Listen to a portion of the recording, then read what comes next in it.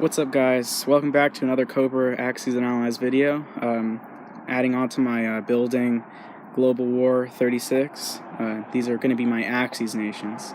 So, in this video, I'm going to discuss a little more of that problem I have with historical board gaming in a good way with their bad list. So, basically what I did was, with those extra units I received, I just put them into the Axes nations. And so this hall was really small, being that I only needed to fill in some of the gaps, like the more advanced technology and such. But I strongly suggest that you check out General Hand Grenade's custom kind of unit preference sheet. It's in one of his videos for Global War 1936. But he's just got a way better list that gives you accurate numbers for what you're going to need for all the axes. As you can see here, like, I've built all of the neutral armies, and this is what I have for Germany still. I'm also had enough to switch out all of their Panther tanks for Panzer IVs.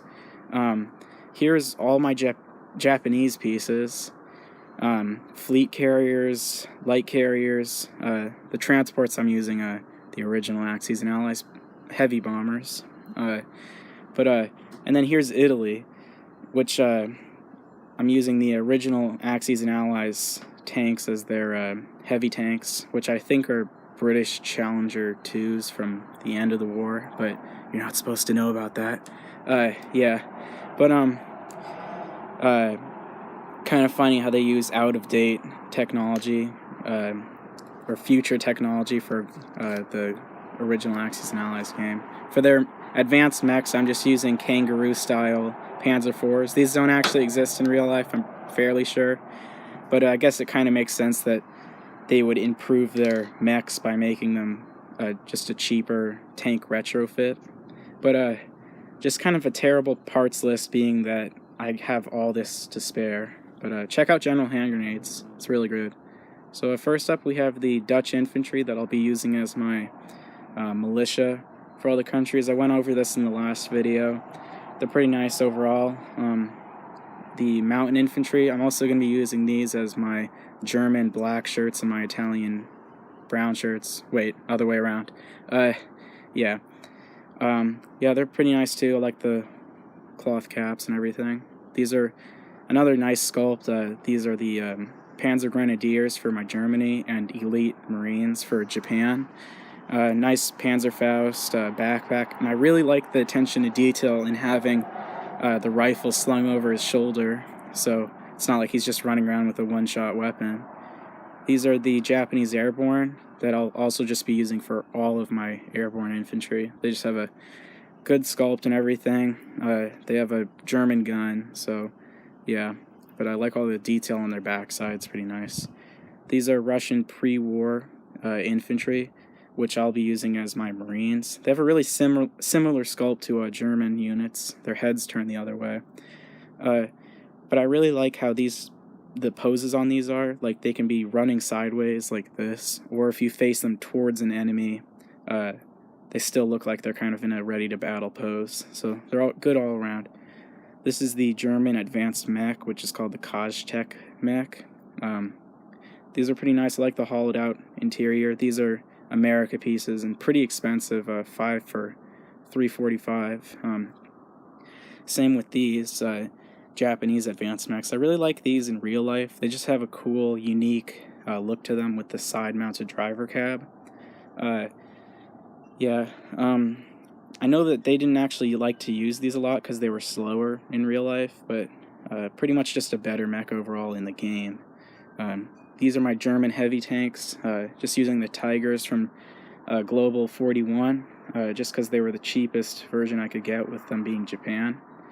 I didn't get any for Japan at all, though, because Japan just doesn't have really good economy when it comes to building tanks, especially heavy tanks. So here's my self-propelled artillery, the Hummel.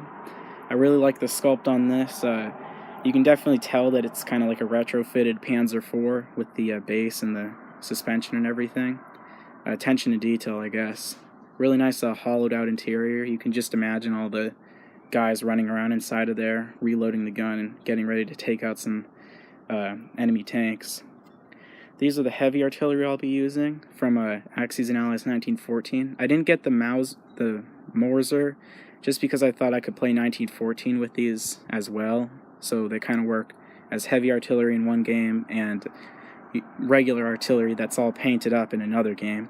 So, and they have a pretty good sculpt. I like the big caterpillar wheels on the thing and the gun shield. This is the Yamato heavy battleship for the Japanese, which I'm using for everything else too. Most of this stuff I'm trying to save money on, so that's why I see some repeated units, which for like Germany and Italy, I'm going to be shaving down some parts on this to make it look more like their respective heavy battleships. So here's it comparing to another battleship. I like the size of it and width and length. Definitely shows you it's a heavy battleship. This is my torpedo boat destroyer sculpt I'll be using for all the nations. It's the Axis and Allies 1914 cruiser. It's a pretty nice detailed sculpt for an Axis and Allies game, especially a spin-off like 1914. And it makes sense because they're carried over from World War I in-game. This is the Japanese jet fighter, which will again be my German and Japanese jet fighters. I'll be using the a repainted Fokker Wolf for my Italy jet fighters, but these look like the Fokker jet fighters too, or the Messerschmitts, so that's good. This is the heavy submarine or advanced submarine, which I really like the sculpt of. I just really like how big it is and how much wider it is. You can see here, like, it just completely outsizes the transport ship. Even with the American sub, it's just so really wide and really long. It's just a really nice sub overall. Good detailing and everything on it. And then I had to address this really ugly little ship that looks like a surfboard and is just terrible in general. I mean, I know that it's supposed to represent kind of like a barge, but it's just kind of sad looking thing. So I got this. They were really cheap from Axis and Allies 1941. They're a Japanese ship in real life, but in this they're molded in black, and they're also the cheapest one, and they just look so nice. I don't know how Axis and Hasbro could have gone from making these and then later on making these ugly little surfboard barges. So I will not be painting any of those replacement ship or the older ships. So I hope you enjoyed my Axis and Allies or Global 36 parts building, and yeah, I hope to see you again. And of course, I've got a bunch more of these pieces ready to be painted up. Can't wait to do all that. I'm going to be starting on Germany soon to bring it to my friend's house, but yeah, it should be pretty good. So hope you enjoyed this video, and Cobra out.